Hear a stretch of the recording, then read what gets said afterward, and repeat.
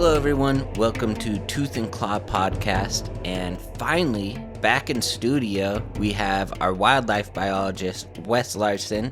Wes, I was claiming to be a wildlife biologist, or Bill, while you were gone. I don't think you listened to any of that. That doesn't surprise me at all. I didn't. I think we came up with more interesting stuff because you weren't here as far as like wildlife biology. Yeah, sure. I'll never know. Like maybe spiders can't see very well because they have too many eyes type of stuff, you know? Okay. Asking the real questions everyone else is afraid to ask. Yeah. I'm glad you took over. I don't know. Maybe you should just wing it more often.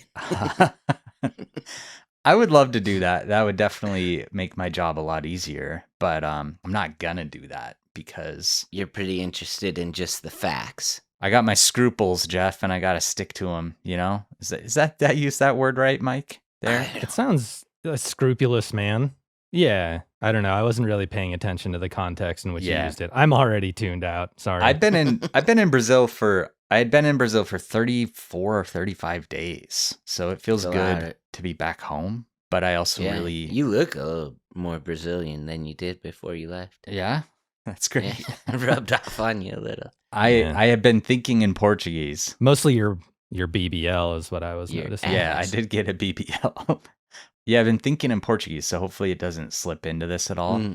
Embarrassing. I was really excited to get home. I wasn't excited to leave the country of Brazil. I just think the people there are very happy and kind, and there's like a ton of diversity, and it doesn't really affect how people treat each other. And it just, I don't know, it was hard to get home, but I also was really happy to see Jesse and the pets and be back in the studio too, because recording on the road wasn't that easy this time around. No. Anyway. Well, I mean, it's pretty easy. For you guys. Just didn't do it. Yeah, once. The easiest. I tried once, and it was pretty hard, but I still thought the episode turned out great. Thanks, Jeff, for filling in for me. Yeah. Bill, thanks for helping on those other episodes. If you're listening out there, but don't ever think about it again.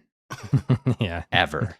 Well, you might not. And for people just joining us, we are a wildlife-themed podcast. You know, there's a lot of stuff going on out in the world, but our focus is conservation, animals. We think they have a right to be here. And we tell you a lot of ways that they kill us and what we can do better to... That was pretty good up until you nailed then. it. Don't act like the whole thing was the worst. You're right. I'm sorry. It's like running a marathon at world record pace and then just slamming your head into a telephone pole and losing right at the end. I think when you said we were going to tell you a lot of the ways that they kill us is where you lost me. But you're right. You did just stumble at the end. do that. Okay. Sure. Yeah. Our point is not to demonize wildlife here, so we love telling these stories, but we think people can learn from them. Yeah. Anyway, we got a great story today. I think it was one that wasn't really on my radar, and I started putting it together in Brazil, and then ran into some connection issues. So I've been sitting on it for a bit now, and I'm excited to finally tell it. All right. So today's episode is about Wilf and Skeet. Two pretty normal names, you know? Wilf and Skeet. Wilf and Skeet, yeah. So imagine your name is Wilf Lloyd, okay? So that's your name. Yeah. And I imagine quite a bit you're going to have to tell people with an F. You're going to have to say that a lot. Because you're going to say, my name's Wilf, and people are going to be like, Will? And you're going to be like, no, Wilf with an F, you know? Right. So you're going to be slamming that F noise a lot on the end of your name. Hard F. You might get... Yeah, exactly. You might get so used to having to say the letter F that maybe when something really traumatic or scary happens to you, the F word would just naturally roll off your tongue. And that might be a reach, but it's just something I was thinking about. But that's not Wilf Lloyd. Just because you're emphasizing F. Because you're saying F so much. Of F bombs. Yeah, I'm reaching here, sure. Jeff, but just stick with me. I just want to make sure that's what I'm just saying that that's maybe what would happen, but that's not what happens with Wilf Lloyd. Because when he was both attacked by a grizzly bear and shot by a rifle in the exact same day, and his arms are ripped open and his leg is completely useless, he looked up at his son-in-law and his hunting buddy, Skeet, who had just shot him, and said, "Oh, no. We got to get our crap together here or I'm going to die." Not the F word. All right? Not the F word. The CRAP so your word. assumption was wrong. Yeah. Right. He didn't say the F word. Yeah. You really pulled the rug out from under us you there. You think I say it more because my name's Jeff? But you don't have to constantly say like Jeff with an F. Yeah, you don't have to explain it, you know? They'll say, "Did you say gel?" And I would be like, "No, Jeff." I said Jeff. F you. All right. It's just the kind of polite Canadian that Wilf really is, though. In 2014, he's living in his hometown of Cranbrook, British Columbia, and to be honest, Wilf just really seemed to be living his dream. He and his wife Georgette had 2 kids, a boy and a girl, both in their 30s, and both still big parts of their lives. Wilf is a taxidermist and an avid hunter, and while he would often make trophies of the animals he shot, his main reason for hunting was to put meat on the table for his family and to create memories with some of the people that he loved the most. And one of those people was his son-in-law, Skeet. Skeet had married Wilf's daughter, Harmony. Come on.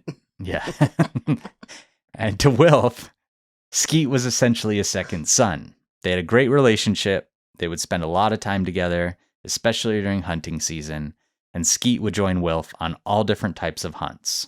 But for the duo, one of their favorite times to hunt was during the elk season. I guess when he got his name Skeet, it probably didn't really mean what it does today. Skeet. Yeah. Yeah. You know what's funny is when I think of the name Skeet, I think of Kanye West calling Pete Davidson Skeet. Yeah. I just, that for whatever reason to me, that was so funny. I don't know. Yeah. Anyway. We lost a good one when Kanye turned. Yeah, we did. Me and Mike just saw Little John perform Skeet, Skeet, Skeet.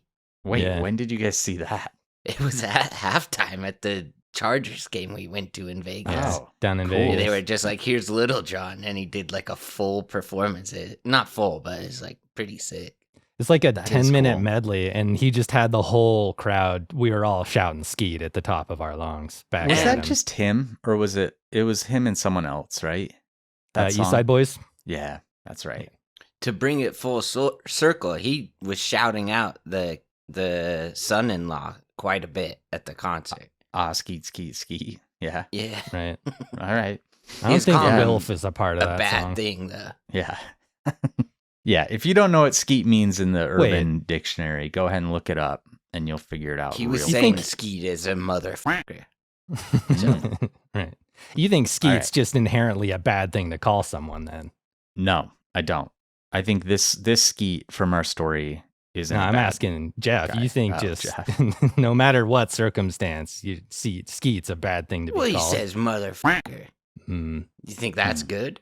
No. Sometimes, like if I'm calling my dad that. Yeah, or when like Samuel Jackson says it, sometimes it seems cool. Like cool you call your dad that. He just comes in and you say it to him immediately. Right. All right. Not anymore, but yeah. Getting back on track here. Jeff, why do you think people like hunting elk in the northern U.S. more than probably any other animal? I feel like elk hunting, there's just kind of a certain sickness to it. Not sickness, that's the wrong word. But like when people are into hunting elk, I feel like they really get into it. And why do you think that is? Obsession with it. Yeah. Yeah. I mean, for one thing, I think the meat is really good. It's like elk steaks are delicious if you cook them right. You got to keep them pretty rare. Like real medium rare elk steak, delicious. And, you get some really cool antlers where it's kind of a little bit competitive even. The hunting community will be impressed with you if you get an elk with big antlers. But yeah, I think it's just like a beautiful animal, gives you a lot of really good meat, and it also has like some competition elements to it as well. Yeah, and usually somewhat challenging too. It's not always like easy to find a good elk and to like take one down and everything. So yeah, anyway, I agree with everything you said. And on October 12th, 2014, on an early Saturday morning, Wilf and Skeet got in the truck and they headed up to the mountains of Elk Valley, which does seem like probably the right place to go elk hunting in that area. A little too obvious. Yeah. They're like, I can't tell you where my hunting spot is. Yeah. Yeah. Family Is it secret. Elk Valley? No. All right. They're going to hunt elk, though. And this was right in the peat of the rut for the local elk, which means that the bull elk were still doing a lot of bugling, both in order to attract females and to warn other males that they were in the territory. When I lived in Yellowstone, I lived in Mammoth, which is where a lot of the elk head during the rut, and I would just hear bugling from sunup to sundown every day because of the rut. And like the bulls really just do go crazy, kind of all the hormones rush to their heads, and they just really, not just their heads, both heads, and they just really want to mate. So they do a lot of bugling, and it can be a really effective tool for hunters. With an artificial bugle, you can get the attention of one of these males, making him think that you're another male in his territory, and he might want to come check you out and get you out of there. So hunters are catfishing these elk. They are kind of catfishing him. Yeah. Yeah. What do you think a female elk, when they hear, like, you know, because sometimes the military has a little bugle boy in it.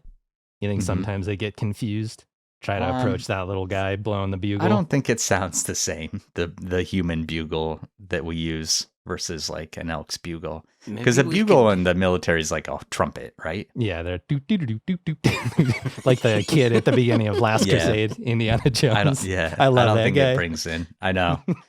Maybe we can switch catfishing to bugling, just like the term. Yeah, you know, I like that. This girl bugled me. Because catfish makes like no sense. I got bugled. I got bugled again. Why do all these women want my credit card number? You'd be like showing up ready to fight is the difference, you know? Yeah, right. I mean, Mike. But I get what you're saying.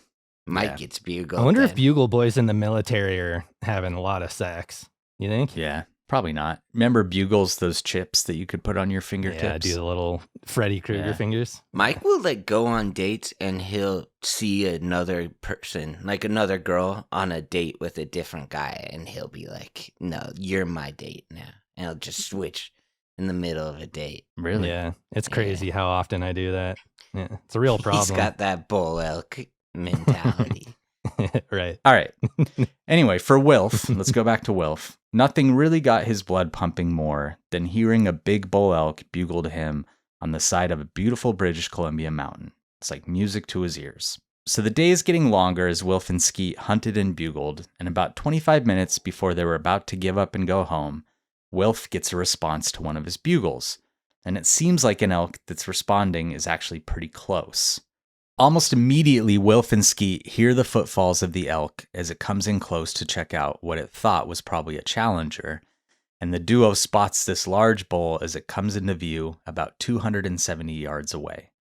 They both told each other to take the first shot, and then in unison they raise their rifles and fire at the same time. So I think it was kind of just like, hey, you take it, no, you take it, and then they both just shot. You're right. That's fine. Like a firing squad, so they won't know who killed it. Sure. Yeah. Which one? Honestly, I've heard of hunters doing that before, where they both just shoot so they can kind of both say, you know, whatever. But what they didn't hear was the telltale sound of the thud of a bullet as it slammed into this mammal's body. So they hear nothing, and they watch as the elk simply walks off into the forest. What Wilf and Skeet didn't know what is do you that mean a large... by that? What do you mean? The telltale sign of a bullet hitting the sound. Animal? Sound. I feel like it thud. makes a sound. When it does. Yeah, you can hear like a thump when it hits. Well, I mean, a lot of hunters listen for that. Okay. Yeah, I mean, what? All right. No, I didn't realize that. All right. What Wilf and Skeet didn't know is that a large grizzly bear nearby had also heard the sound of the shots. And this bear, over the years, had come to associate rifle shots with free food.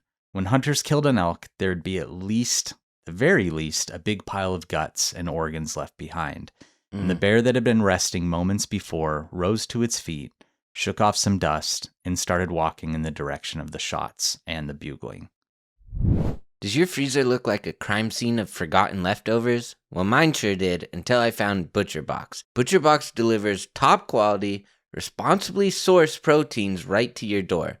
No mystery meat, no sketchy sourcing, just better options at your fingertips. I always want just 100% grass-fed beef. Butcher Box delivers over 100 premium protein choices straight to your door, including 100% grass-fed beef, free-range organic chicken, pork-raised, crate-free, and wild-caught seafood. For nearly a decade, Butcher Box has led the industry with meat and seafood that is antibiotic. I liked how customizable it was. I kind of just went with the basic meats because I wanted to see how quality their meat was, and I was not disappointed. I loved my steaks. I always cook a medium rare with some barbecue sauce on the side. So delicious. Get some right now. As an exclusive offer, our listeners can get free protein in every box for a year, plus $20 off your first box when you go to butcherbox.com/tooth.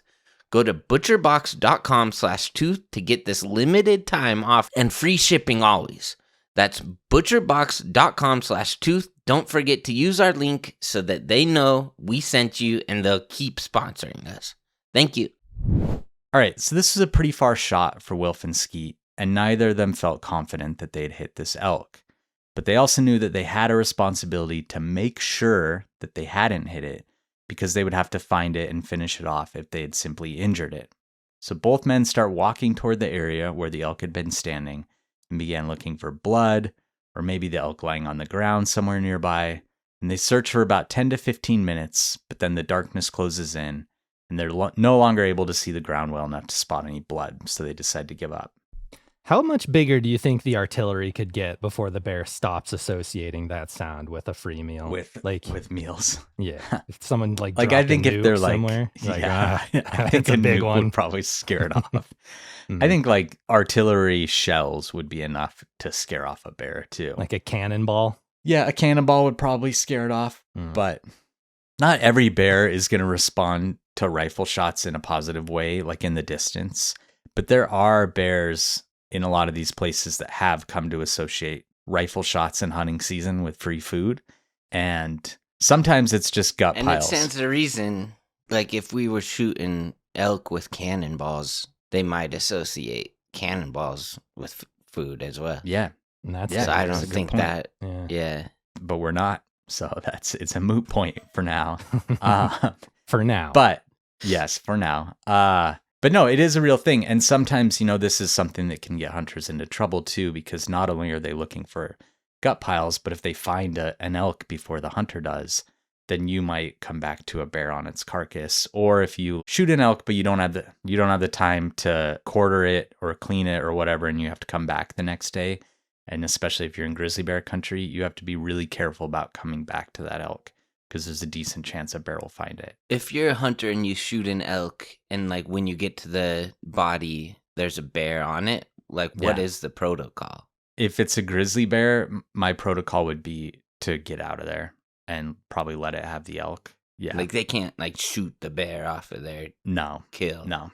They're not allowed to, unless you were in a place where you're legally allowed to take a grizzly, and you have a tag already and everything. Yeah. And I wouldn't try and scare it off either, because that's a pretty dicey situation.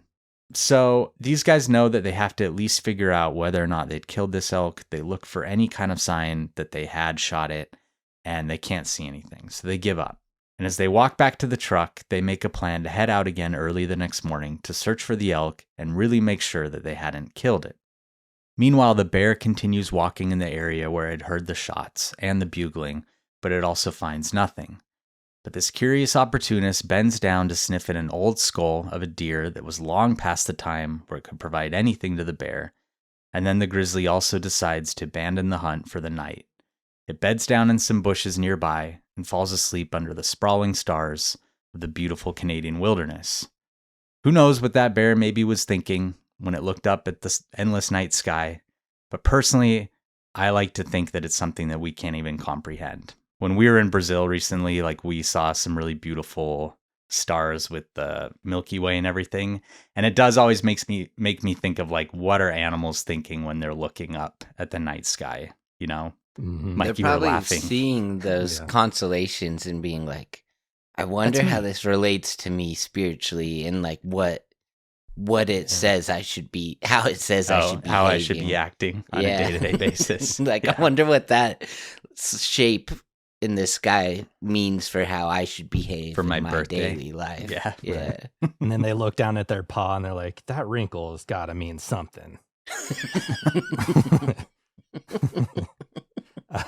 No, I imagine they're just probably dreaming of that meat pile or like another bear to have sex with. The gut pile. Yeah. Probably. Who can, but, you know, yeah, we all something we can't say. And for me, it's just very peaceful to think of a bear like bedding up and looking at the stars, maybe. Anyway. Sure. So, the next day, on Sunday, October 13th, Wilf and Skeet once more get up early and they head into the mountains with their rifles. It's a gorgeous morning, and as they retrace their steps from the day before, they're looking for blood, tracks, any kind of indication whatsoever that maybe they had hit this elk or that it was still in the area. And after searching for about 45 minutes, they don't find anything, but Wilf does notice the skull of an old white-tailed deer in the bushes. He's a 56-year-old taxidermist. He's curious. He bends down to pick up this skull, and as he does, he hears something that he describes as the sound of a 10-pound bag of flour hitting the ground. Kind of like a loud the telltale noise. Sound of a 10. Yes. Okay, yeah. Yeah. Yeah, no, that makes sense. I think sometimes when people use such a blatant descriptive kind of thing, we kind of are like, oh yeah, like when was the last time you hear that? Yeah. But I do really like it because you can picture it. So I appreciate that. I thought it was weird until you made the noise and I was like, oh, that actually probably is pretty accurate. Yeah, and it kind of sounds like the woofing that a bear does when they're upset about something. I've always said Wes does an awesome impression of a 10-pound sack of flour. All right. You've always been good at that. This does make me think that maybe we should be using cannons to hunt these elk. Because, like, you shoot one, then you have to track it for, like, 8 months. I don't know. Yeah, just there'd be no doubt if you hit it with the cannon. Just to hit it with the cannonball. Got it. It's like, you don't got to chase it at all. Did you find any legs? Did you find its torso? Well, you got to hit it in the heart. Yeah. Still, probably. All right. So he hears this sound, and as he does, he looks up, and he looks straight into the eyes of a 400-pound male grizzly that starts charging straight at him. Wilf stands up. He only has the time to yell the word bear to Skeet before the bear crashes into him and violently rolls him to the ground through the thick brush. He comes to a stop on his back, and the bear has his front paws on Wilf's chest and is loudly roaring in his face. So, not a great situation for Wilf right now. That's bad. Not necessarily where you want to be. Telltale sound of a bear roaring in your face. Yeah. I will say that he's like, it sounded like a bag of flour roaring like a bear. Like, you know when you rip a bag of flour open and like light it on fire at the same time?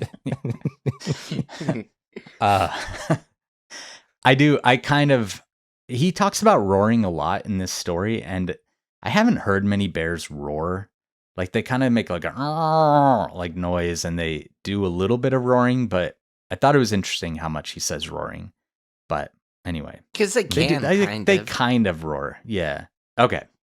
So he's on his back. He puts up his dukes in order to get something between him and the bear, and to block actually the large amount of bear drool that was falling onto his face as the bear continues just vocalizing and roaring just inches away. And then it puts his ears back, it growls as it looks him in the face, and he suddenly realizes that he is about to die.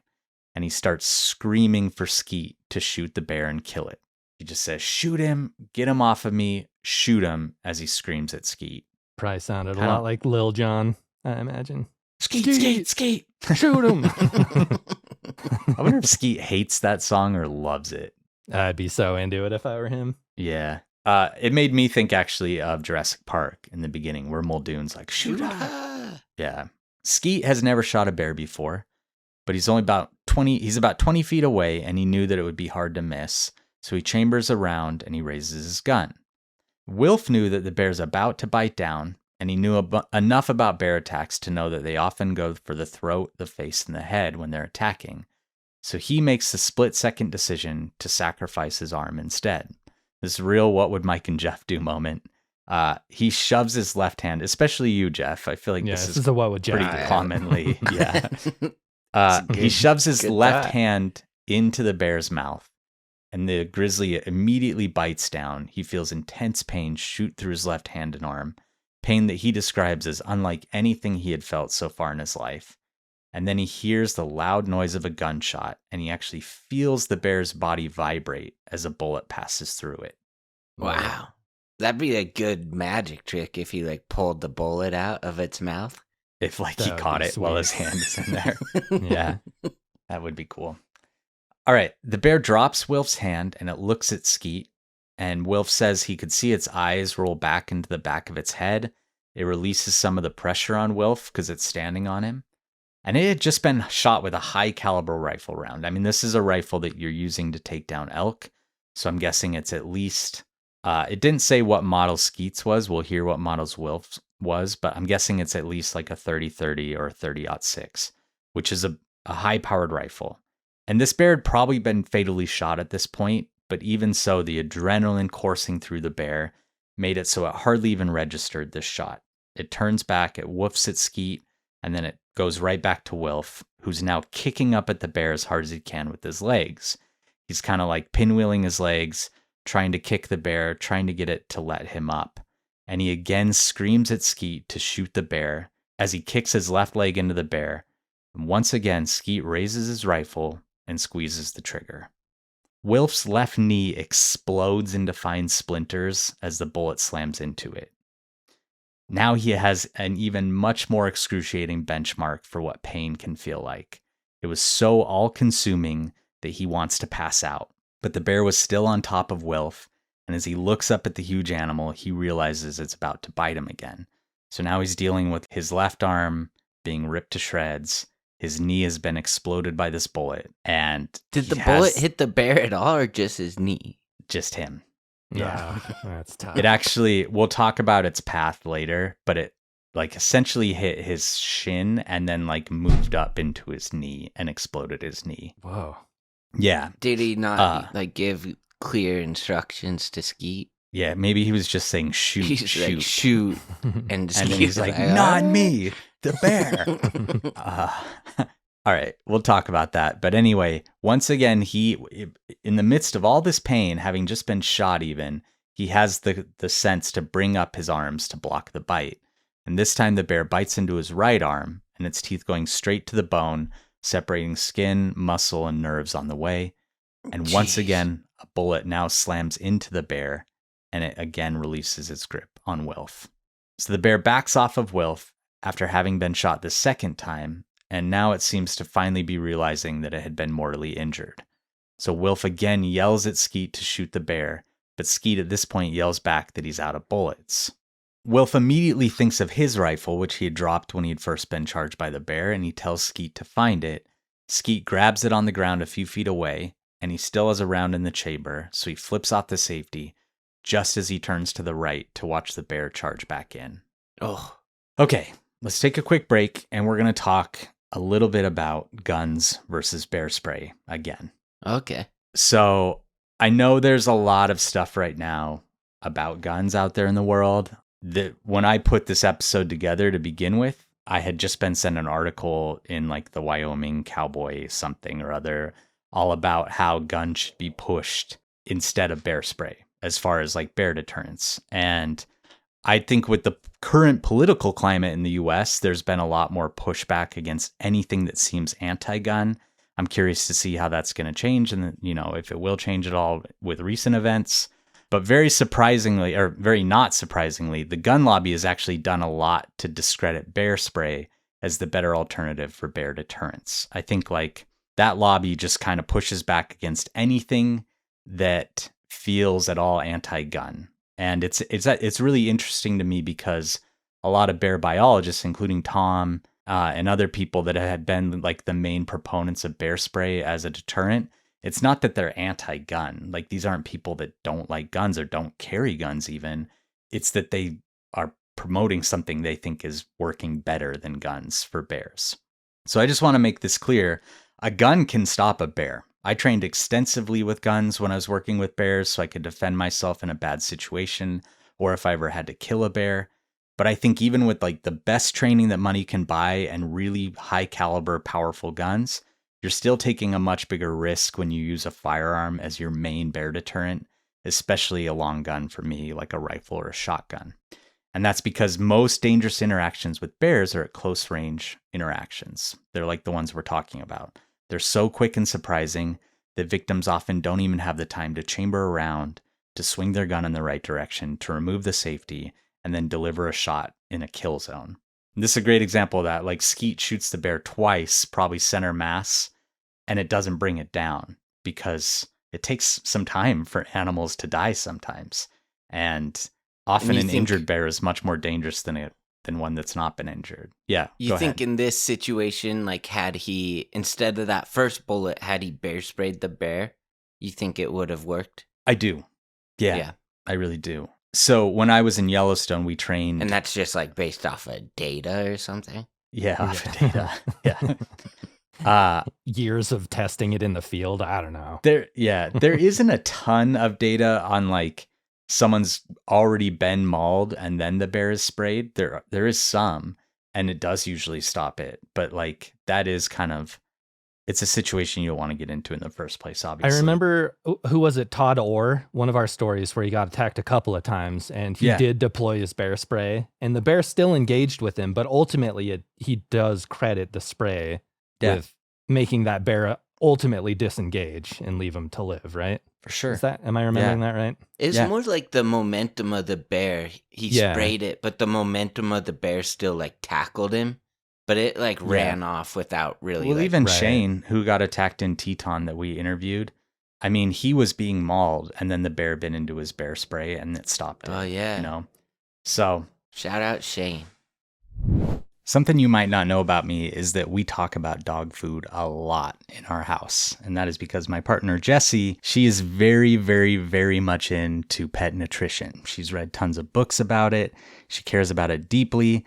And that's why, honestly, the fact that we still use Ollie every single day is the best possible endorsement I can give them. If it wasn't good food, we would not be using it in our house.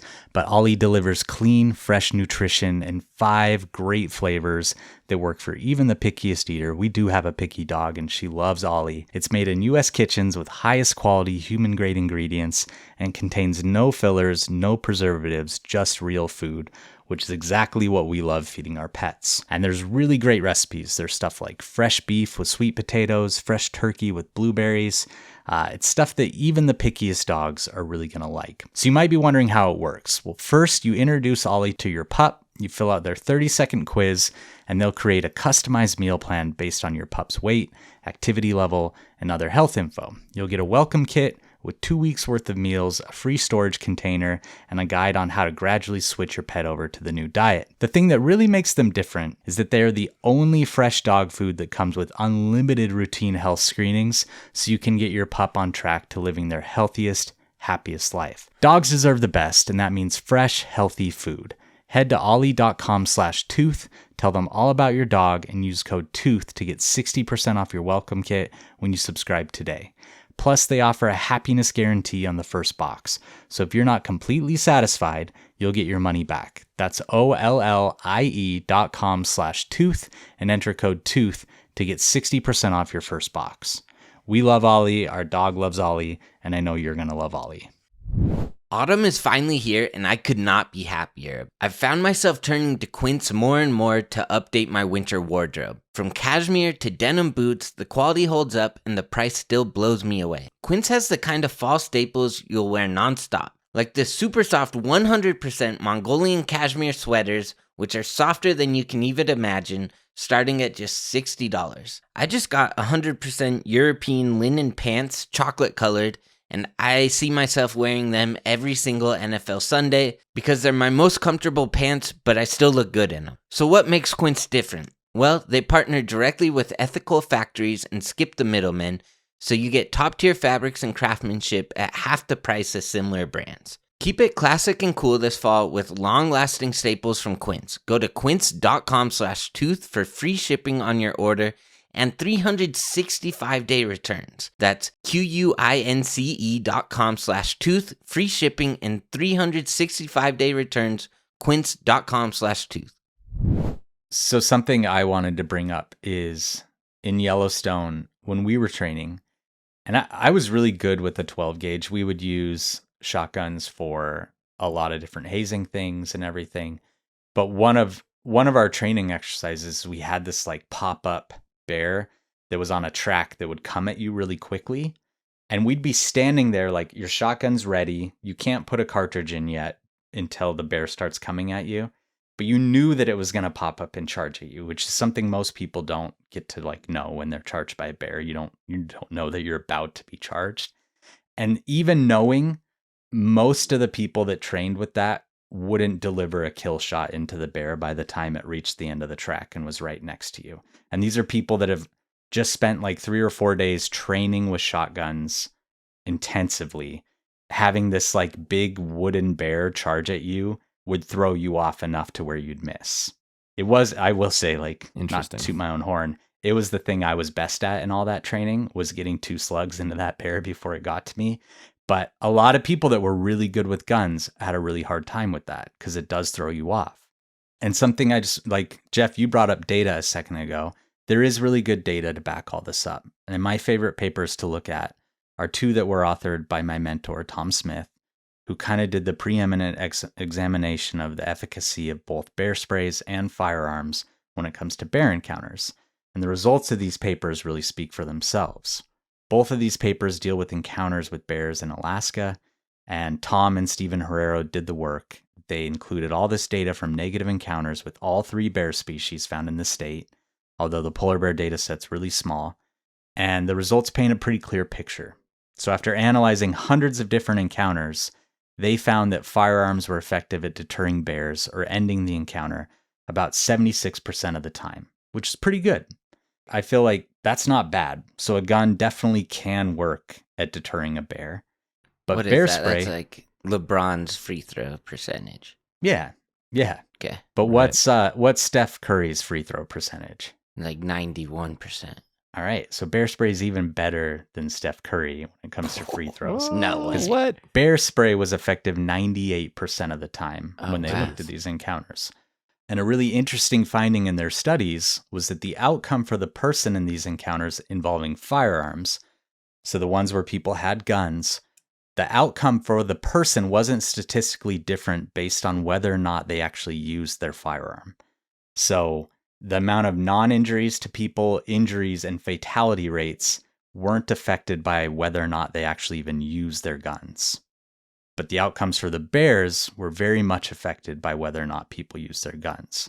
357 total bears were involved in that firearm study, and 172 of those bears were killed in the encounters where firearms were used. So for bears, it's not a great deterrent because there's a very good chance you're going to kill the animal. On the other hand, in the bear spray study, none of the bears involved in the incidents were killed, and 98% of the people involved without any injuries, or 98% of the people escaped without any injuries. The 2% that were injured only had minor injuries. So we've talked about this before, but it's kind of like the bear had enough momentum that it still made contact with them. And minor injuries in a bear mauling, you generally still end up in the hospital or something, but you're not going to have like injuries that affect you for the rest of your life necessarily. Yeah, I think for sure. I think a big problem with it, just in general, people who hunt especially, but guys, a lot of the times, like wilderness guys, just like having a gun. Yeah. They think it's like, I mean, we had a gun on our black bear project. There is like a sense of power that you get from having a gun. Sure. That's like the main reason people like them. Yeah. Right. So then it's like, if I can't have my gun to protect me against bears, there's like hardly any use for having a gun anymore. So like they have to make an argument that actually this is the best way for bears because like they want to have that still, you know? Yeah. And I actually was going to talk about this in a little bit, but we might as well talk about it now. I do think there's like kind of, I don't want to say it's ego, but I think there is this power thing that you're talking about, Jeff, that comes with carrying a gun. And I'm not saying that these people who want to carry a gun for bear safety shouldn't.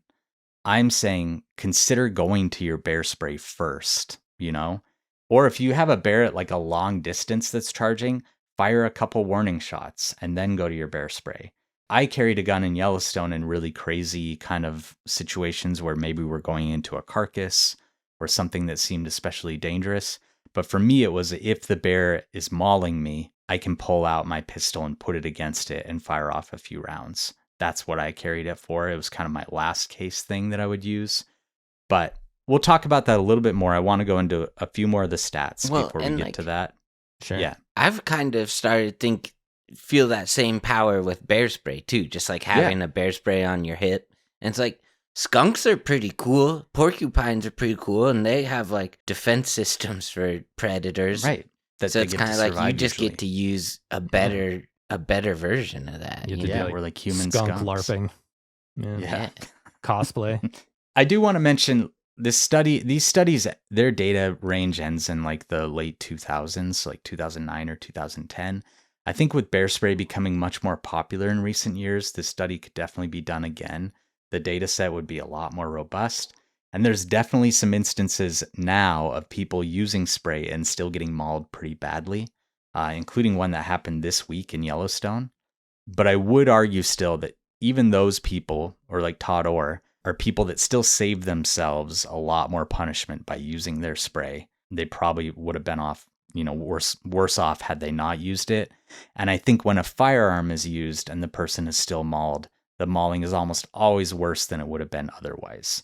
Like if you've injured that bear, but it's not enough to get it out of there, it's probably going to punish you for that. But with bear spray, it's like so overwhelming for it that it just wants to leave. Yeah, that's what makes sense to someone like me who I'm not a gun guy. I'm not really an outdoors person at all. But even our story that we're telling today illustrates the point that a gun, you have to be pretty accurate. This guy shot his father-in-law in the leg accidentally. We'll have to assume. And this guy's good with a gun. He's a hunter. He probably has used his gun a lot. And for me, I know how to use a can of Febreze. You just spray it generally in the direction you want it to go. And that's kind of what bear spray at an exponential level is, right? It's just a big, easily deployed cloud. You don't have to be super accurate with it. You just spray it in the direction of the bear and it'll be effective, right? But on the other hand, with the gun, he only got shot in the leg. With bear spray, he got shot in the head. That's true. He could have gotten full body. But he would have been okay. Yeah. All right. So that's something else I was going to get into, Mike, is ease of use, which we'll talk about in a second. But basically, the main thing that I wanted to say is that we talk about bear spray a lot on this podcast for a reason. And that reason is not that it's only effective, but it's also a conservation tool. Both parties get to leave that interaction when it's used correctly. So here are my bullet points for bear spray. It's much, much cheaper than a gun. It's much easier to learn how to use than a gun. It has fewer moving parts, so there's much less that can go wrong. You don't have to worry about chambering rounds or, all you have to do is remove the safety quickly.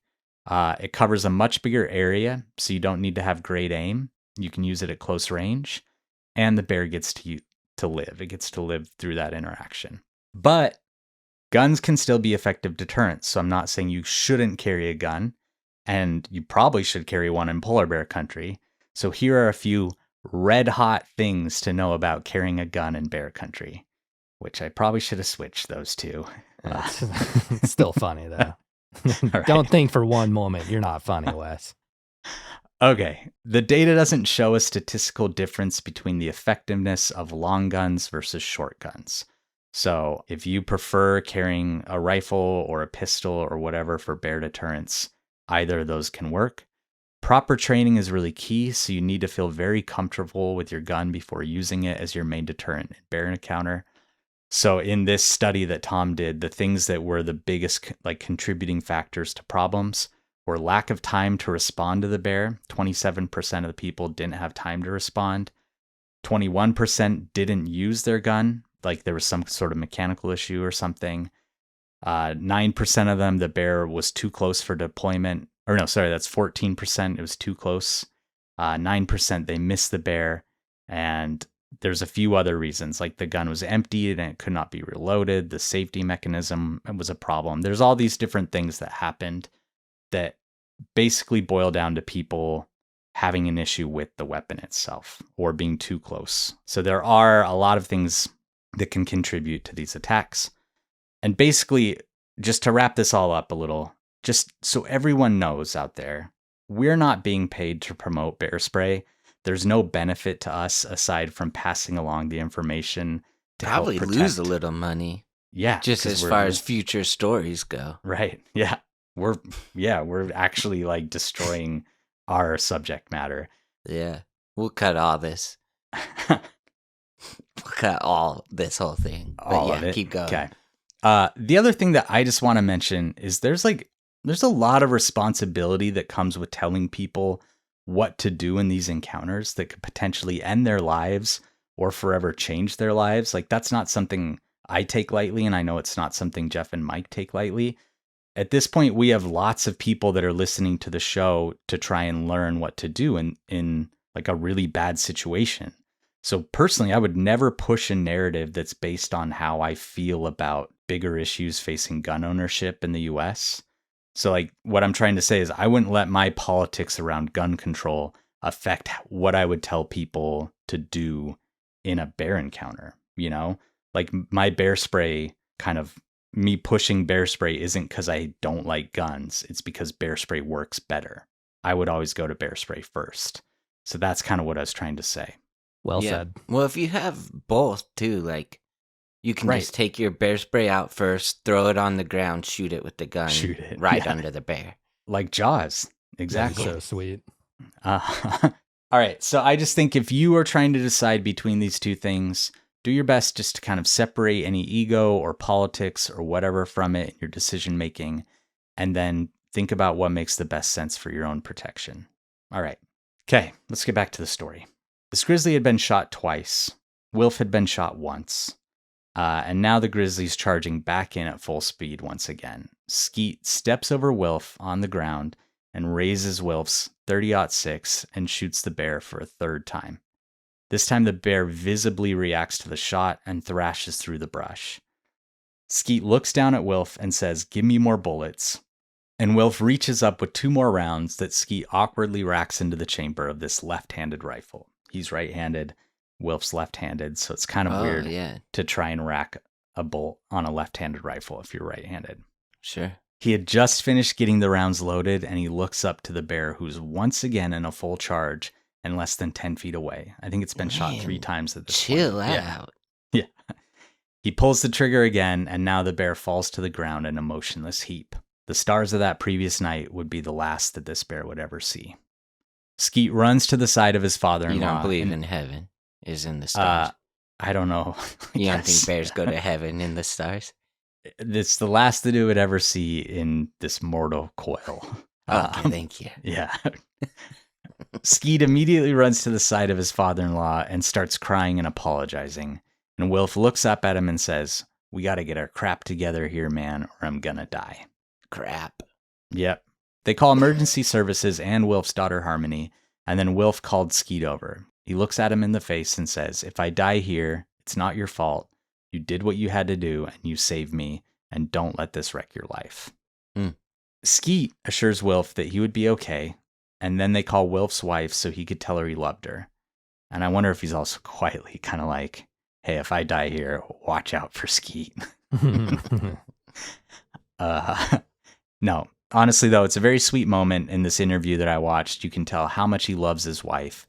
And right as he's wanting her to know that, he looks up and he sees her walking through the trees toward him. So I don't think they were very far, and word had gotten to Georgette that Wilf had been shot and attacked by a bear. And so she'd already gotten there. And she lets Wilf know that help was coming.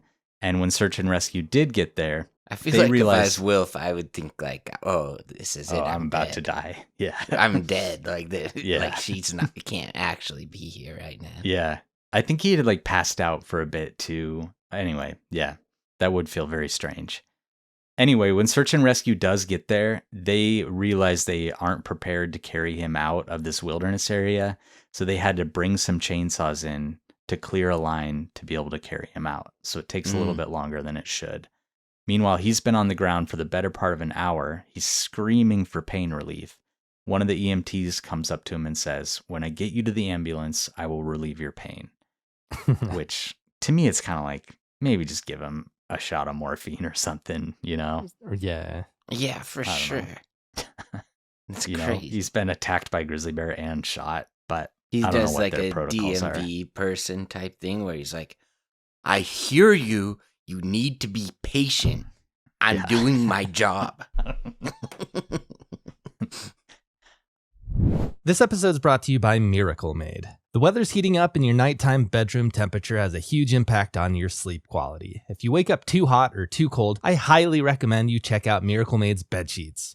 Miracle Made sheets are inspired by NASA and use silver-infused fabrics that are temperature regulating so you can sleep at the perfect temperature all night long. And this is something I've honestly struggled with my whole life. I keep the thermostat at the exact same temperature, but every night I found myself cracking a window or taking off a blanket or adding the blanket back on, bringing in a fan into my room, and I just couldn't figure out how to control it until I got Miracle Made sheets. I don't know how they did it, but they found a way to keep me at a temperature that helps me sleep all the way through the night without waking up in like a pool of sweat. So upgrade your sleep as the weather heats up. Go to trymiracle.com/tooth to try Miracle Made sheets today. And whether you're buying them for yourself or as a gift for your loved one, if you order today, you can save over 40%. And if you use our promo TOOTH at checkout, you'll get a free 3-piece towel set and save an extra 20%. Miracle is so confident in their product, it's backed with a 30-day money-back guarantee. So if you aren't 100% satisfied, you'll get a full refund. Upgrade your sleep with Miracle Made. Go to trymiracle.com/tooth and use the code TOOTH to claim your free 3-piece towel set and save over 40% off. Again, that's trymiracle.com/tooth to treat yourself. Thank you, Miracle Made, for sponsoring this episode.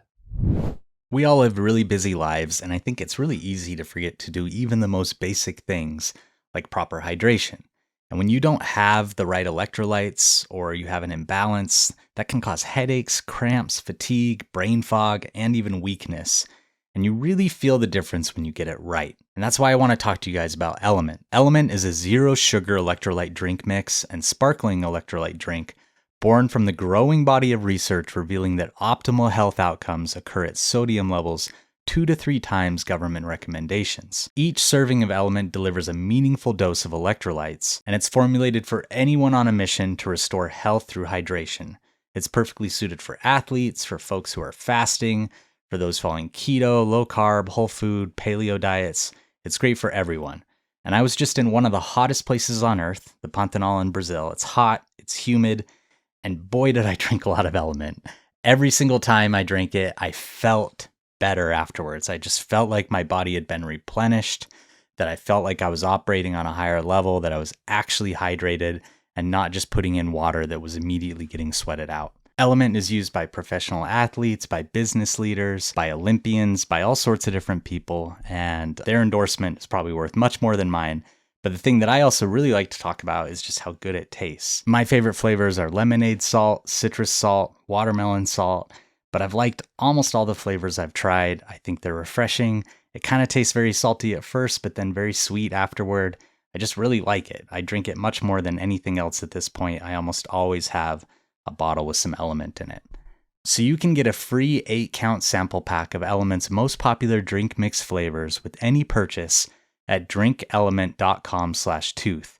You can find your favorite Element flavor or share with a friend. So try Element totally risk-free. If you don't like it, give it away to a friend, and they'll give you your money back, no questions asked. So you can go to drinklmnt.com/tooth. Again, that's drinklmnt.com/tooth. All right. When he gets to the hospital, doctors tell him that he had lost a lot of blood, about 2 liters worth, and they weren't sure they'd be able to save his leg. But ultimately, they were able to save it. Oh. At the time of the interview I watched, he had over 100 bone splinters still in his leg, from his thigh to his calf, and they show an x-ray. It's pretty crazy. You can just see all these tiny little white slivers all over his leg that are all little pieces of bone that are still in him, which has to just be like really painful and a weird thing to have to deal with your whole life. Yeah, sure. That's insane. Yeah, the bullet had out. Yeah, I just think like it like literally blew into tiny splinters his knees, so I just don't think they could get him. Oh, from the gunshot. From the gunshot, yeah. Yeah. Easily, like, his worst injury was from the gunshot. The bullet had entered his leg and the calf. It hit the lower bone and followed the bone up and shattered his knee. then exited out of the top half of his thigh. That sucks. Yeah. The first surgery was to stabilize those rifle bullets too. Like they put a big hole in. Like that's a lot. Especially if they're like hollow point or something like that.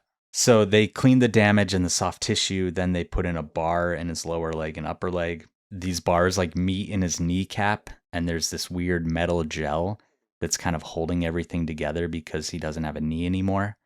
So at the time of the interview that I watched, he had a doctor's appointment in Calgary, and they like kind of thought that he would end up healing all the way, but then he also had a bunch of skin grafts and everything. It was a big mess. That was by far the worst injury for him. But I do just want to say, everything I read, everything I watched, he doesn't blame Skeet. Skeet felt terrible, but when you're kicking at a bear as it's mauling you, there's a lot going on. And it's totally like, this isn't the only time this has happened, that someone's been shot while they're trying to fend off a bear. This has happened in other instances too. It's a thing where you gotta put yourself into the situation. And that's where like the whole gun versus bear spray thing too. People don't understand the amount of panic that strikes when like a grizzly's just on you or on a friend.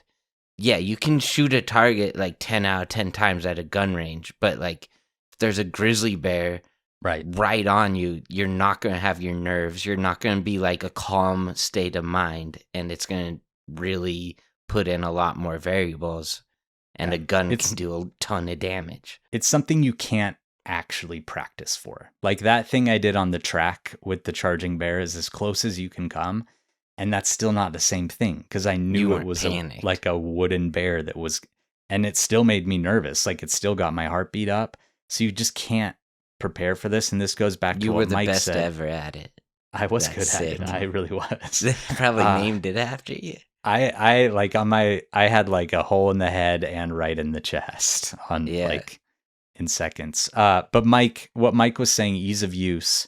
The thing about bear spray is that you aren't even necessarily trying to like hit the bear right in the face when you first deploy it. You were just getting a cloud of that spray in between you and the bear that the bear is going to have to pass through to get to you. And that works really, really well. And it's really easy to do. You don't have to be a crack shot. You don't even have to have your wits about you. You just have to spray it in front of you. And that's pretty easy. So that's why I think it's the best deterrent that we currently have. Okay. You guys got anything you want to add before we move on to our categories? I mean, it's crazy that he got his arms like stripped off by a bear and his worst wound was from a gunshot. Yeah. That's a crazy story. Yeah. His arm bites were mostly like punctures where it really got deep and did do a lot of nerve damage and stuff. But yeah, the rifle shot in the knee, that's going to mess you up for a long time. I want to meet a Wilf someday. Me too. It's short for Wilfred. Okay. Yeah. Well, I feel it's kind of on him if he's going to insist on going by Wilf. He's going by Wilf. Yeah, I know. If people are dropping that F, it's like maybe just go with Will. But I respect it. I like Wilf. It's great. Me too. Wilford Brimley should have gone by that. Wilf Brimley. Yeah. Anyway. Okay. Wilford Woodruff. Oh yeah. Let's not forget him. Let's go on to our categories. All right. So the first one I have for you guys is your most memorable leg shot in pop culture. So the most memorable time that someone got shot in the leg in pop culture. I have kind of a bad answer, I think, but it is the first one that came. So do you guys remember the movie Night and Day with Tom Cruise? It's like Tom Cruise and Cameron Diaz. I never saw it. Yeah, I saw it, but I just remember there was like a scene where he comes to a restaurant and like sits down with her in a date. Yeah. Right. That's actually the scene I'm talking about. I haven't seen it since it came out. I have vague memories of kind of enjoying it, so maybe I'll watch it again tonight or something. But as he's leaving with Cameron Diaz, the guy that they're sitting at the diner with comes out and follows him and tries to take Cameron back from Tom Cruise, because Tom is seemingly kind of a bad actor at this point in the movie.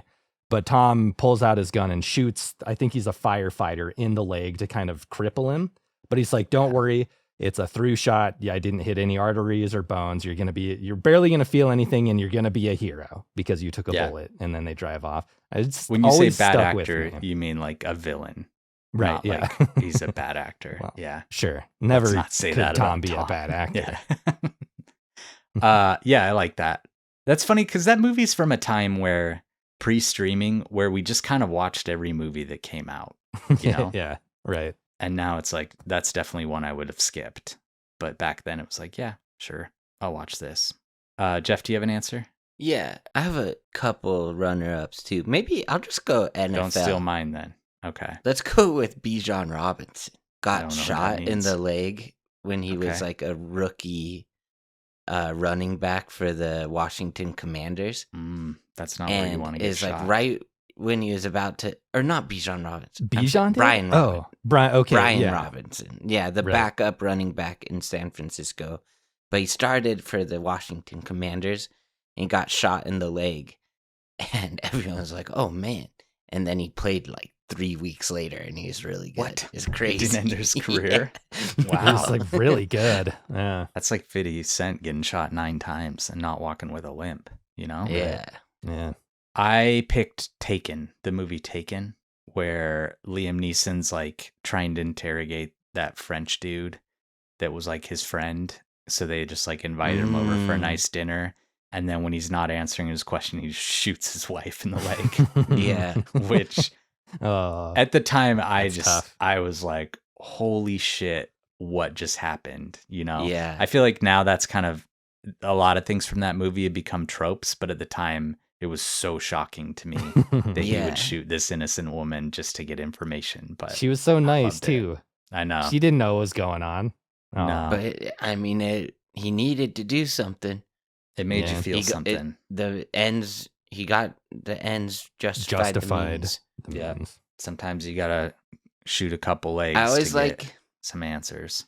I always like when someone like drops down under a car and shoots like a foot, or in Kill Bill. I really like the cartoon one of the what's her name, the Asian assassin, Lucy Liu, like Yuki? the cartoon part of the movie where like she drops The down anime and part. shoots the guy in the leg and then kills him. Yeah, that's a great part. Yeah, cool. There's a scene in The Patriot where Sopranos. Cannonball takes that guy's leg off. Speaking of cannons, it's such an effective piece of artillery. It is hard to load and like that's true. get many shots off. But yeah, we did the Freedom Tour. Dog got its leg blown off by a cannonball. The Freedom in Tour. Boston. What do you Boston, the Freedom Trail. Yeah, it was not a dog. Got his leg blown off by a cannonball. Jeff is His little name mistaken. was William Johnson. William Johnston. I read a sign that had a picture of a dog on it, and I read it completely wrong, as if the dog was talking. Wait, one other one was The Sopranos. I like when the rapper asks one of the Soprano guys to like shoot him so that his rap career will go better. Oh yeah. Does he shoot him in the leg? In the butt, yeah. Okay. Yeah, we'll count that. Butts or legs. Most memorable friendly fire incident in pop culture. Did you guys find one for this? I had a hard time thinking of a good one, but then I found one that I liked. I'm just going to go with Full Metal Jacket. The training guy who's like in the bathroom and shoots the sergeant. Yeah, I like that.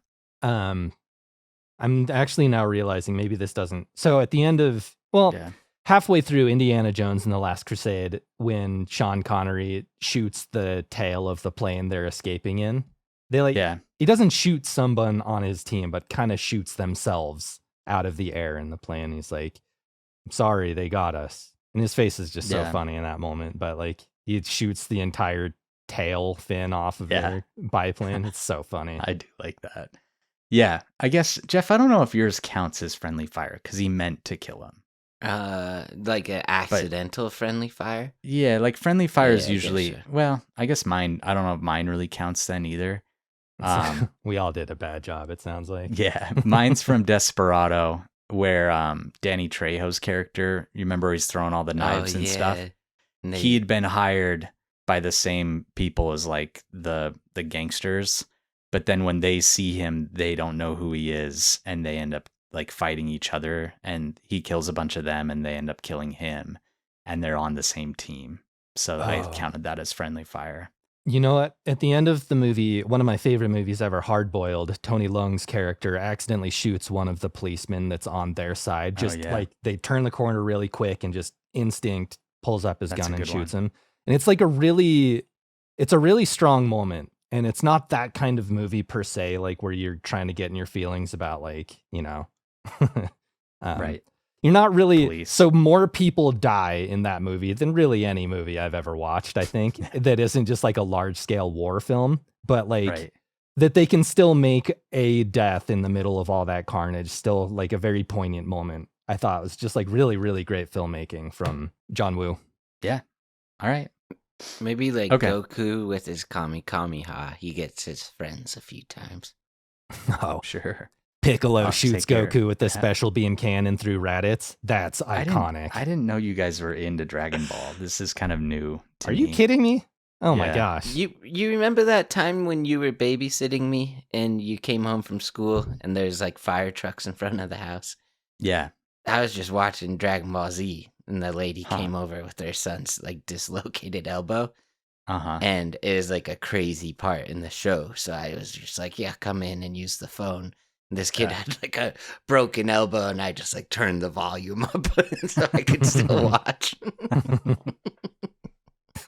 Oh, that's pretty funny. All right. Next thing is your favorite usage of your name in a song because of Skeet.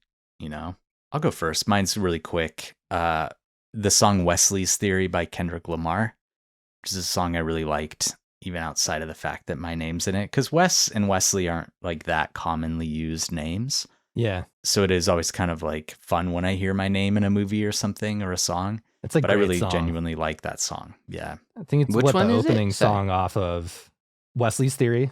It's the opening track off of Damn, right? Man. Yeah, I believe so. It's a great song.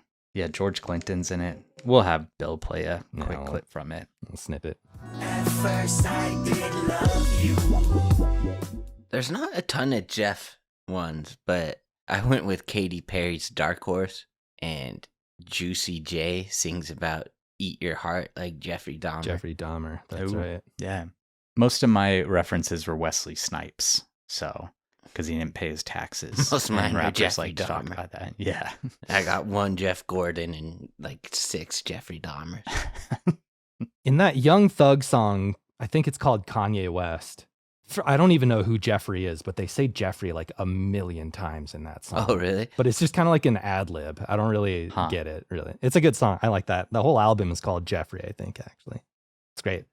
I'm going with MGMT song Me and Michael. It's maybe my favorite off of that album, the Little Dark Age album. And I like it because it's like a vague reference to a Michael. It's not really, because Michael is always a reference to like Michael Jordan or Michael Jackson. Michael Jordan or Michael, yeah. But with Me and Michael, it's just like, yeah, I could be that Michael, you know? I can put myself in that song, and that's fun. Yeah, great. Next category is something you recommend right this instant. I'm going to go last. Okay. I have 2 things I'm really into. So the first one is I'm secretly taking part in one of our listeners' reading clubs. It's just her and her grandma. They told me they're going to read Dostoevsky's Brother Karamazov, and it's been a while since I read that. Taking part in it? Yeah, I don't want to like intrude because it's just like her and her grandma, and that sounds like really pleasant and fun. But I'm reading in the background along with them. And I forgot, like I had read it a long time ago, and I love Dostoevsky, but like the character descriptions and the small little details is really where the wit and the humor comes through. And there's something about his writing style that really resonates with me. So if you're looking for a classic to read, highly recommend that. And if you're looking for something a little more maybe accessible and fun, I watched an anime called Medalist. It's about a young girl trying to figure out how to figure skate. And it's just really inspiring. It's really fun. Sports shows are kind of my favorite because it's just the easiest storyline to get behind and root for someone like the protagonist. You want them to do well. And there's a lot more mechanisms at work than just a young girl figure skating, but that's kind of the driving force of the show. And it's just really, really well done, beautifully animated. All of the figure skating animation is just like, I don't know. They did a great job animating it. I was really invested in her story. So Medalist. Mine is The thing I want to recommend is trusting your friends with recommendations, because Mike recently recommended K-pop Demon Hunters, which when it came out on Netflix and I saw the slide for it, I was like, I'm not at all interested in seeing that. And then when you recommended it, I was like, all right, I'll give this a shot. And I really, really liked it. And then also Randy, who did artwork for us. Boy band? Yeah, genuinely loved it.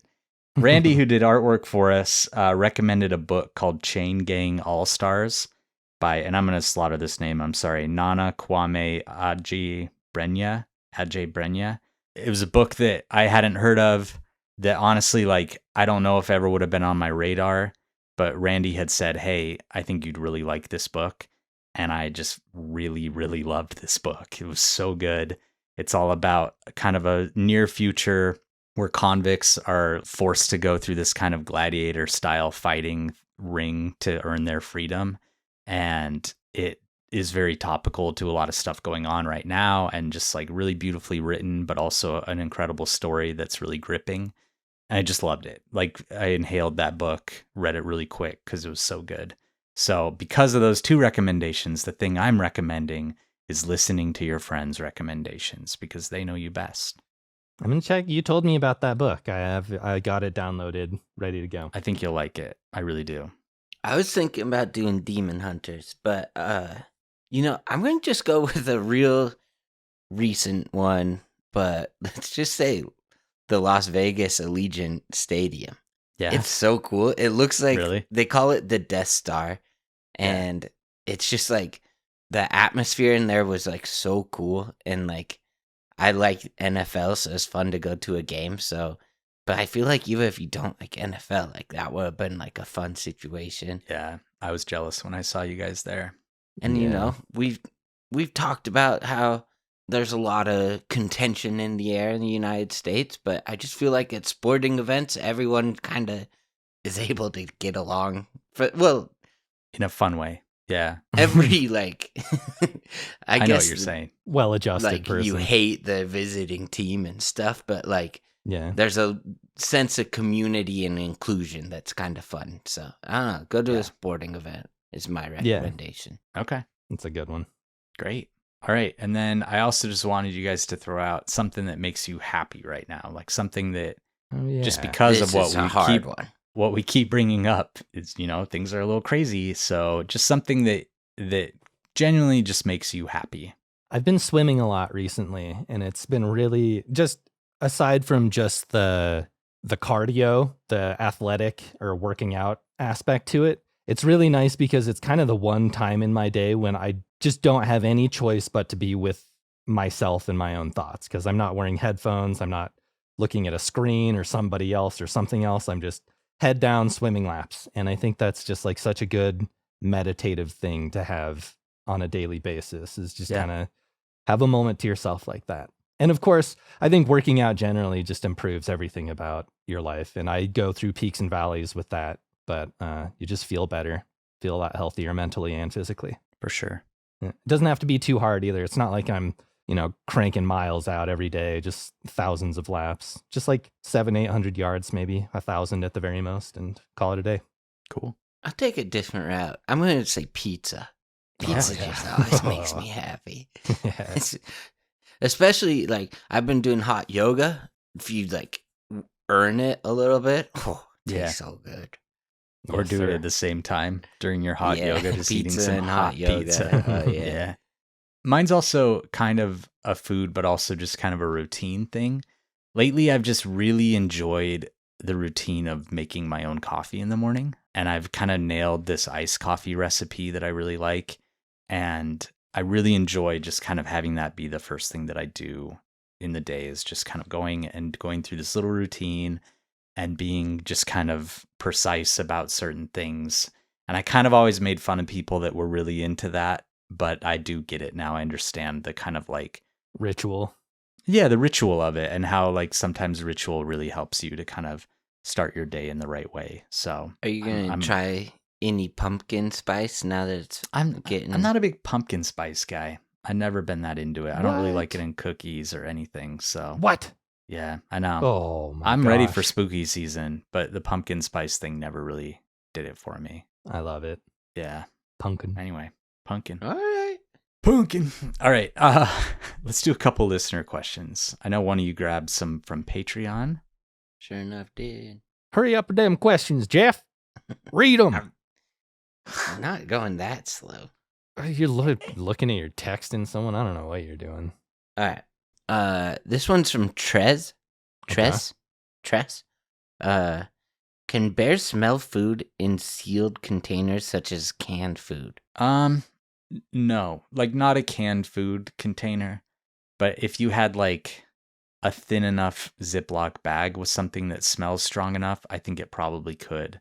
But, like, a canned food, I don't believe they can smell it. But to be honest, and this is a project I wanted to do when I was working with Tom, we don't know exactly how well bears can smell. Like, we don't know what parts per million or parts per trillion of a scent they can pick up in the air.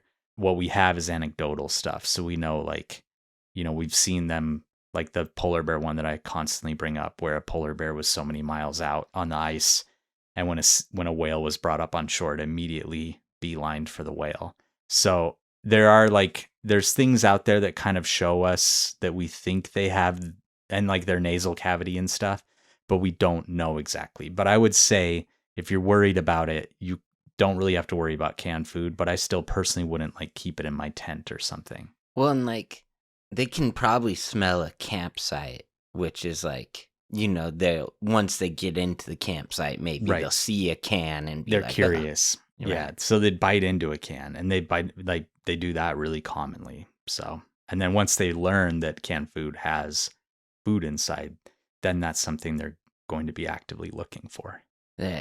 They're just like, we should do a campsite in bear country, but do like the is this cake type of thing. Make like a tent out of cake, but then like a bunch of stuff's just metal and they have to bite it all to see if it's cake or not. Yeah. It'd be fun. All right. From Riley. Hi, question watching the Eagles game right now, and they have an actual bald eagle fly around the stadium. Can bald eagles even be fully trained? Is it stressful for them to fly around a huge stadium? They can be fully trained. So a trained bald eagle, it wouldn't be stressful for, because it has been doing stuff like that. So I do feel like there's been instances with like sporting events where they do the training, but there's no one in the stadium. And then, like, once it's a full stadium, the bird gets, like, a little confused with, like, all the noise and people and stuff. Yeah. But, yeah. Has anyone told these bald eagles about hair transplants, you think? Just go to Turkey. Romania. Turkey, yeah. It is kind of like an unfortunate name, you know, because there are lots of animals that actually are bald that are called, like, bald whatevers. Mm-hmm. But for eagle, I feel like it should be like the white-headed eagle or the black or the white-capped eagle or whatever. I don't know. Whatever. I think it kind of works though. I think it like it's kind of cool. I like to think about they go get their hair transplant in Turkey, and then like they're there, they may as well hit up one of those bathhouses, so they got their like wings spread out on the baths and a little towel around their waist. Yeah, there's so much to live for these birds, and they just don't even know it. They haven't been to Turkish bathhouses yet. So Alex asks, he says, or they say that dogs, like, you know how dogs will greet each other and they sniff each other's butts, and it's almost like a like nice to meet you, let's do business together. So his question is, if you had to pick a method that other animals greet and acknowledge each other, what would it be? So like besides a handshake. For us, what would we do that animals do? Oh, for people, like what would we So, like, pick? for example, rubbing necks like giraffes, touching bills like penguins, etc. So we're replacing handshakes with something animals do. Yeah. I like the territorial ones where if they see each other, they just fight until one of them leaves. That would be sweet. Like just knock heads. Yeah. Yours is like a bighorn sheep. Yeah. Right. Yeah. This isn't like the exact same thing, but it'd be kind of funny if we did like courtship dances, you know, like if you just saw someone you were interested in, you just immediately started like putting your hands up and doing like a funny little dance to try and attract them. But that's not so much a greeting as it is like a courtship thing. So if we were doing courtship, I'd do like the frigate birds because I can like puff my neck out pretty well compared to most humans. All right. I'd get so much action if it was all about just getting your neck big. For greetings, they all sound really bad to me, where you have to like touch faces or get somewhere like gross. I don't know. They kind of do it like the bisous in France. They just kiss each other 3 times on the face or twice. I don't know about that. Which I feel like we need to practice that in the US because when I go somewhere where they do that and I'm forced to do it, I do it so awkwardly. It's always just the worst. There's a lot of like real close lip to lip calls because you both go the same way and you're just not sure. Yeah. I got pretty good at it in France though. Yeah. Maybe like just like a whale, just sing to each other. Yeah. I like that. Let's 15-minute long songs. It's pretty much what they do in Tolkien's universe too. That's true. And then I have a few listener questions from Instagram. Dakota Moberg asks, Paddington versus Ted, who wins in a cage match? I'm saying Paddington. First of all, because I like him a lot more. And second, because I feel like no matter what you throw at Paddington, he comes out on top. He just kind of fumbles his way through it, you know? I'd say Ted just because I don't think Paddington has any violence in him. But I think Paddington might get them both out of the cage just as friends, like, you know? Yeah. Paddington doesn't have the violence in him, but he's going to like slip on like a banana peel and like make the cage fall on Ted or something. What if they mean Ted Bundy? Does that change it for you? I still think Paddington wins. I think you can't bring Paddington down no matter how hard you try. That's the whole thing. And Ted Bundy, I don't think he ever killed any males. Yeah. Paddington's kind of a Jesus figure, I would say. The jackdaw. Good place to have that one. Dear Jeff, any tips for dealing with bird blindness? So yeah, I did a joke on my Instagram from the new Peacemaker show. Where one of them has bird blindness, but you gotta get the Merlin app. You know, turns out some of the birds are different than other birds. I've been watching that show, and I have realized I've really slept on Tim Meadows my whole life. Because when I think back on him now, like everything that he's in, he's kind of the funniest one. Like everything. Yeah. He's so funny. His character in Hubie Halloween. Oh my gosh. Oh, he's just so like good. So briefly at the drive-in theater, but it's the funniest part. Larissa, this one's hard. Larissa Isimo, or Larissa is emo. Got it. What are you guys going to watch this fall? A lot of horror movies. First of all, I'm excited for the new Paul Thomas Anderson movie. Oh, I can't wait for that. Great things. Yeah. I've been wanting to watch The Shining again. It's been a little while for me. Probably watch that. Yeah. Yeah. I realized the other day I was listening to a lot of AFI, and that always happens to me this time of year too. And so I'm like, ooh, spooky season's, it's working its way into my bones. And so I already am starting to watch horror movies, and that's probably almost exclusively what I'll be watching for the next month and a half. I've been going back and rewatching all of just the classic slasher movies just to kind of really see where they stack up, because it's never been my favorite genre of movie. And it's crazy because I've watched, some Mike Myers, some Jason stuff. And the ones I'm having by far the most fun with are the Child's Play movies. Chucky. Really? Because I feel like it's a humor first kind of thing, and then a scare comes secondary. And if that's not what they were trying to do, then I think they failed pretty miserably. But those movies are so funny. They scared the shit out of me when I was a kid. Like, really scared me. But you love Brad Dourif too. Oh, that's my guy. I love Brad. Yeah. He's so fun, dude. He just calls a little kid a. I got 2 more. Sunny Laughs asks opinion on mullet hairstyles. I'm typically not a big fan, but I've been watching the movie Together. I fell asleep, but I'm going to finish it today, which is the one with Dave Franco and Alison Brie. Yeah. And the new horror movie. And he's kind of got a little mullet in it, and I like it. Like, I generally don't like him that much, but I kind of like his in that movie. So maybe I'm coming around a little bit. I've always been a big fan. I think they're sick. I think they're really, I like I think real mullets are sick, but these Gen Z ones I think look kind of dumb. I'm in on all of it. Okay. Yeah. anything interesting you want to do for your hair, I'm going to 100% support you. I'm just so into weird, fun hair. So yeah, mullets are great, dude. It's like, I don't know. It's not something that should make people as upset as it seems to. I don't understand that. Like, people are so viscerally repulsed by them, and it's like, I don't know. It's hair. I don't know. Yeah, it's business up front, party in the back. Yeah. Right. Archeo Alex asks, which one of you has eaten the most donuts in their lifetime? Whew. I've eaten a lot of donuts. I kind of have too. It's not my go-to, so it's probably one of you guys. I've definitely stolen the most donuts out of the three of us, because I used to, whenever I'd go to the grocery store, just eat a donut while I was shopping. I had a friend do that, and like, it was out on a church trip, and it blew my socks off. I couldn't believe anyone would like eat a donut in the store that blatantly, you know? You're just allowed to have one donut while you're shopping. Yeah. I've eaten a lot, but yeah, I don't know. I think all of us have eaten our fair share of donuts. What's your one single favorite donut?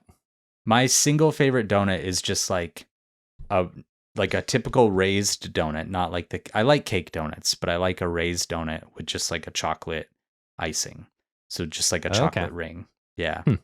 I would say, like, if I'm going to just any donut store, the most likely I am to like it is just like a maple bar. Maple bars, but then are great. Those are always consistent. A glazed like just a normal glazed can be the very best. I'd say the best donut experience of my life was probably the first Krispy Kreme I ever had. Oh, yeah. Anymore, it's like not as much anymore, but the first time ever when you're a kid, it's just like, oh, like, this is incredible. What do you guys think of fritters? Like an apple fritter.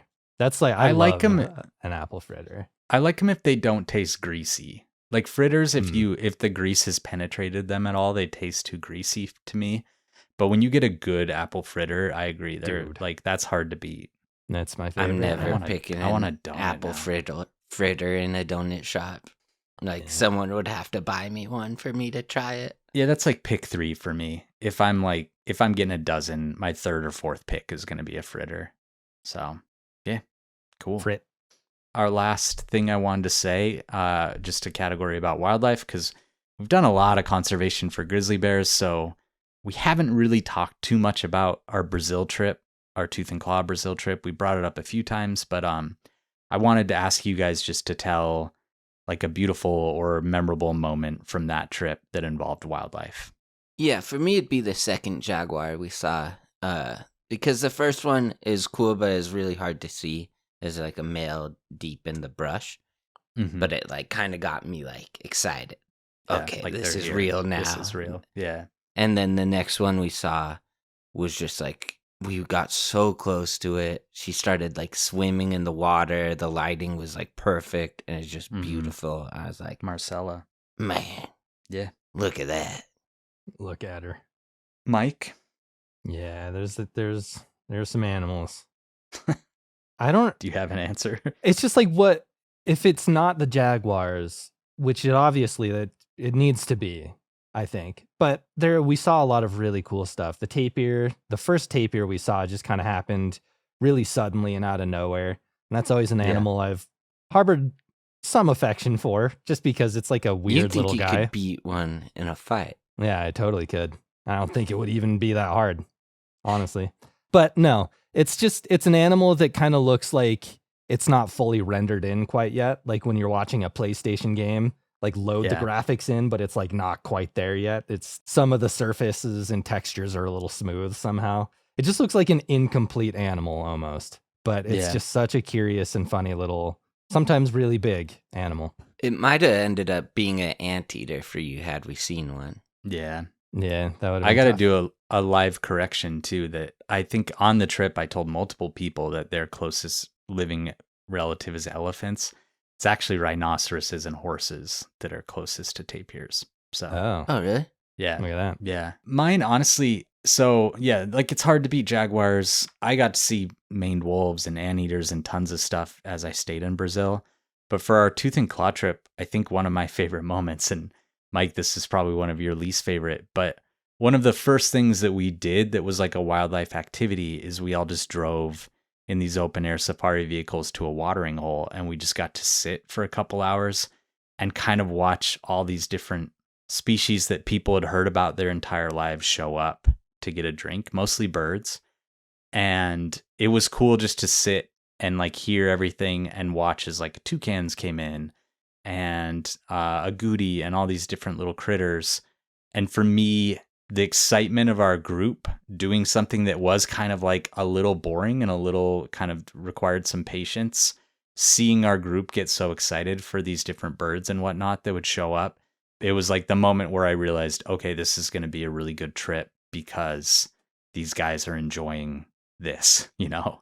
And I was enjoying it, but seeing that our group was enjoying it made me realize it was going to be a really beautiful, amazing week, and it was.